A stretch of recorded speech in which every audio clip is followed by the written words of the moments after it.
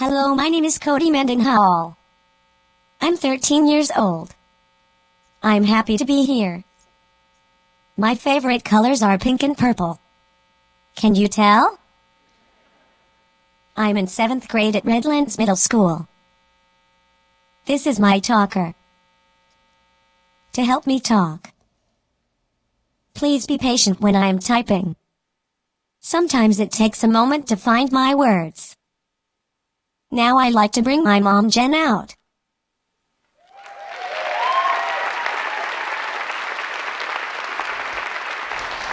Cody is a typical, but not so typical teenager. She is a vibrant and determined 13-year-old. She also has cerebral palsy, epilepsy of a few different forms, a gastrostomy tube, which gives her most of her nutrition. She is considered nonverbal. However, if you spend a few moments with her, you'll understand everything she has to say. Cody also uses her wheelchair and a walker to get around.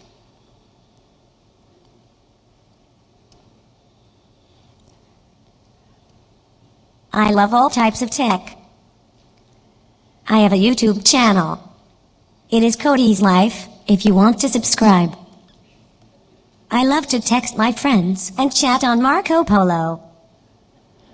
I'm very good at coding.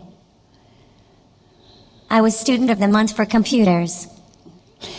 Cody was Student of the Month at Redlands Middle School in September, and I asked her teacher, why did you choose Cody for Student of the Month for computers? And he said it was an easy decision because she had had twice as many lines of code than her peers.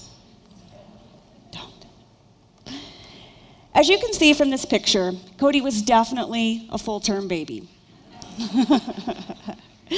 However, things took a turn from the worst during our labor, and we had a traumatic and very difficult birth. Cody was born with an APGAR score of 1. APGAR stands for appearance, pulse, grimace, activity, and respiration.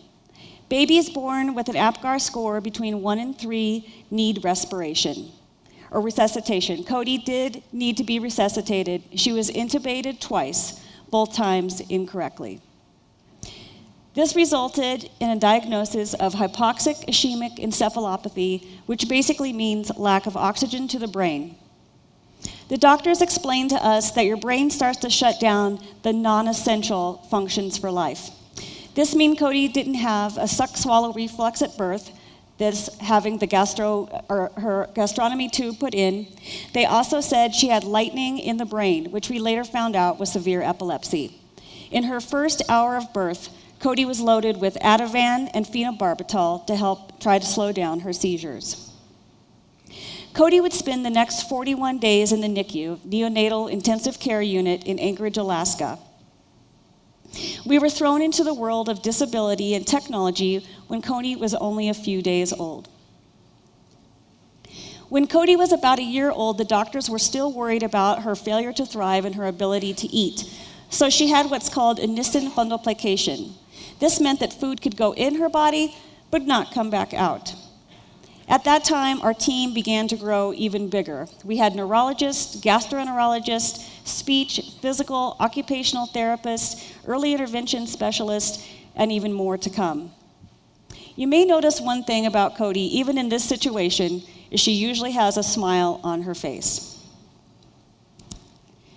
As Cody began to grow, her dad and I realized we needed to figure out a way to advocate for her needs as well as teach her how to advocate for herself in the future.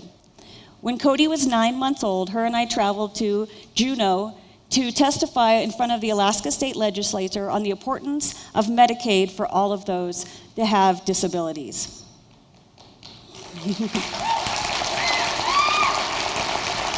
Thank you. Cody continued to grow, continued to thrive, continued to be silly, liked to play outside and a walk in the rain because we did live in Alaska, and be able to even welcome home a new puppy.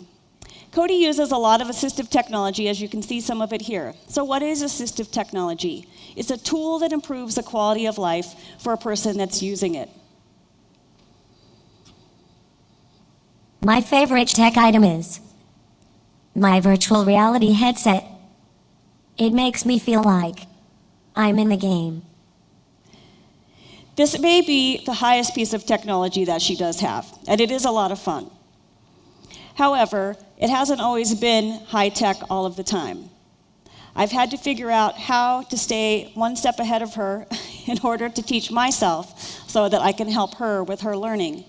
Thankfully for that, we've been able to attend some conferences, Families on the Forefront of Technology, and this last fall, the Coleman Institute conference for those with cognitive impairments. And through those, we learn about things as virtual reality, but also how Google can help our home be smarter and how we can help her be more independent and inclusive in her world. But first, let's go back to the beginning. When Cody was little, she had a walker with her sling seat so she would be safe and still be independent. Then came the chariot, is what we called it. It's very important for wheelchair users to sometimes be upright. She could get around the house in this, and it was a lot of fun. One day I decided, let's put on all of the gear. She had a helmet to shape her head. She had her eyeglasses, her patch, her feeding tube pump, her braces around her arms, and I'm sure in this picture she had on her leg braces as well. Needless to say, we didn't keep her like this forever.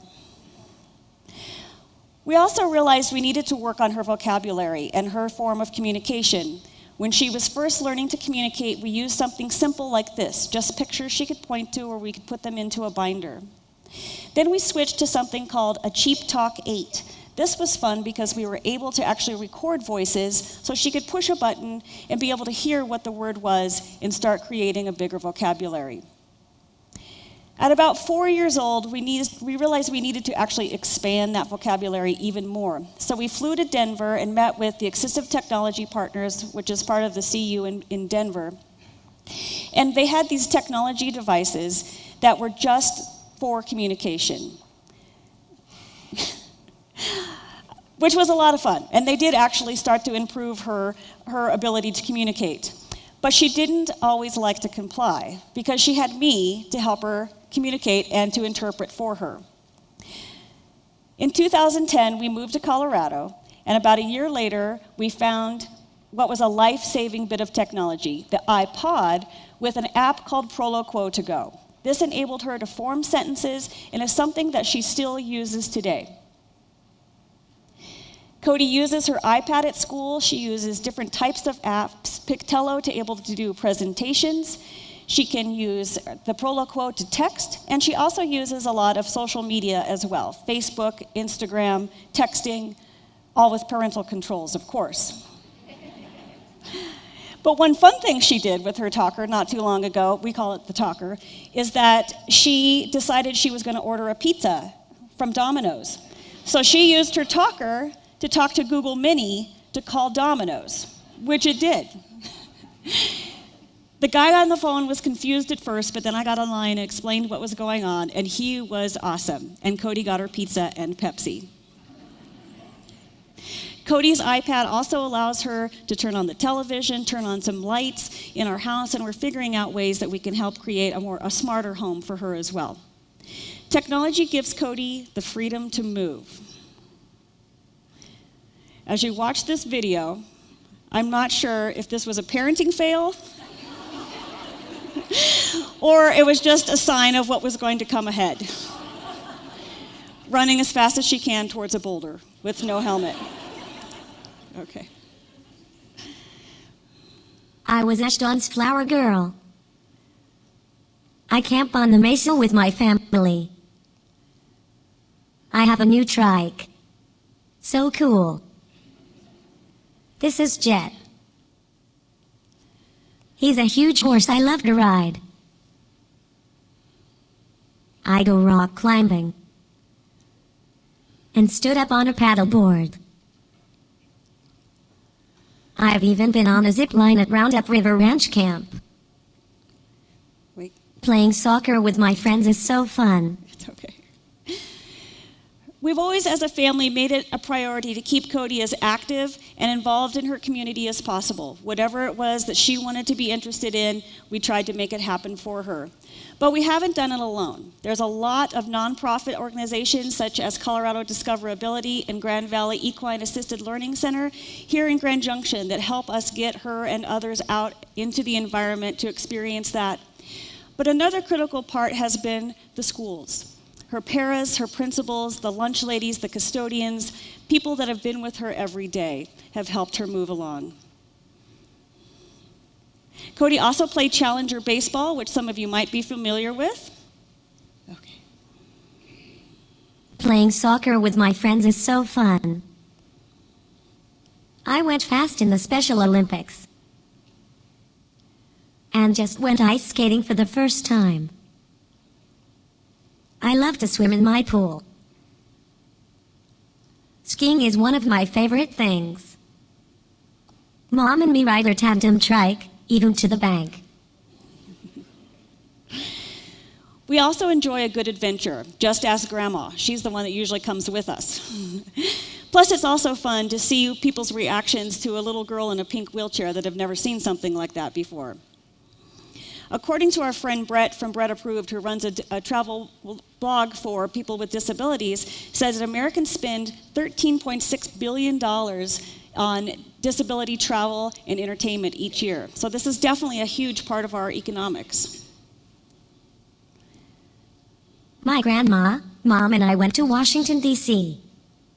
We did a walk for epilepsy on the National Mall. From coast to coast and a lot of places in between, Cody's done a lot of traveling. This is not our bus. It is pink and purple, and of course she thought she needed it. This next picture, I think, exemplifies who Cody really is. You may be able to see in the background is her wheelchair. And she's pointing up to the sun. To me, this says, nothing can stop me. We've also had a lot of fun out at some national parks. A few years back, we went to Arches National Park, and she used her walker to go out to Balancing Rock, and then on the way back, stopped to greet 2 busloads of people, each one of them.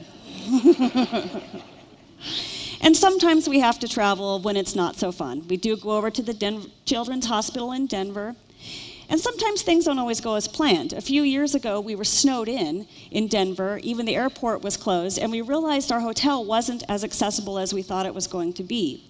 So Cody decided to get creative and take things into her own hands. She designed a hotel with over 100 themed rooms, all accessible for everyone. Our friend Brett, again from Brett Approved, wrote about her in his blog, recognizing her as a young entrepreneur.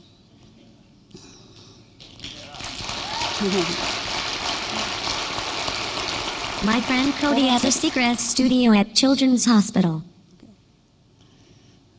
Have dance parties. A lot of times people think that technology for those with disabilities has to be disability specific, but it really doesn't. It can use mainstream technology, and we just figure out how to make it work. At Children's Hospital, the Seacrest Studios is a prime example of this. These studios are a closed-circuit TV and radio that shows to all of the rooms in the hospital. So the kids can participate and learn and listen to music, or if they're feeling better, they can come down as well. We've been fortunate enough to go out and kiss a few dolphins, meet a guy in a kilt and pick some produce, and even meet some famous people along the way, although my husband had to tell me 3 times who this guy was.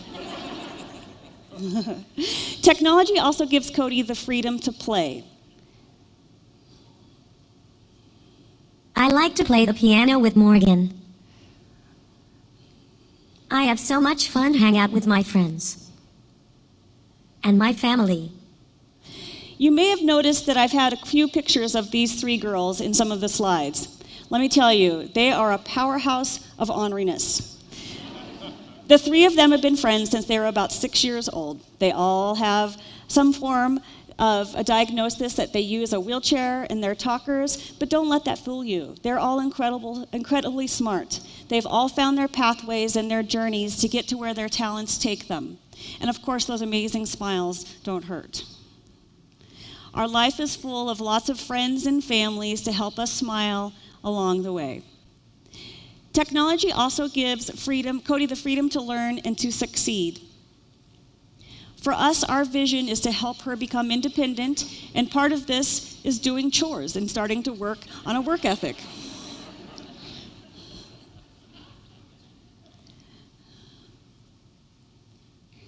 I love to do chores and get an allowance. Daddy, can I have a self-driving Tesla?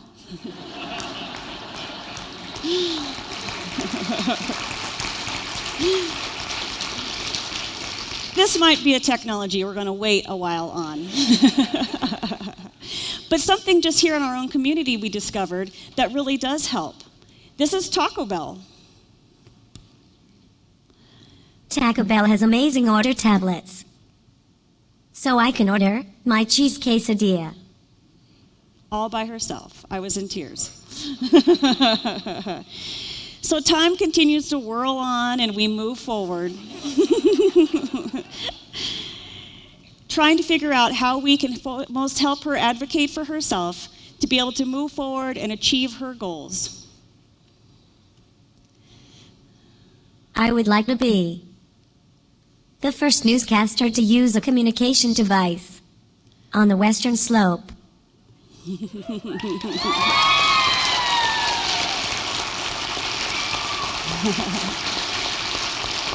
Before we close, I'd like to share a short story about what happened this week. On Wednesday, Cody and her peers in their PE class showed the 7th graders in their school, a dance that they had just performed and learned through their PE class, including Cody in her manual wheelchair, all of them working together and dancing and having a great time, which, my friends, was truly inclusion. So, as we close, I wanted to be able to say thank you for being here, for being a part of Team Cody. We hope to inspire you, to inspire others to realize that disability isn't a tragedy. We can make our world more inclusive for all abilities. And I will give Cody the final word. My talker and my wheelchair are part of me. I just love being myself. And be sure to subscribe to Cody's Life on YouTube. Thank you. Thank you.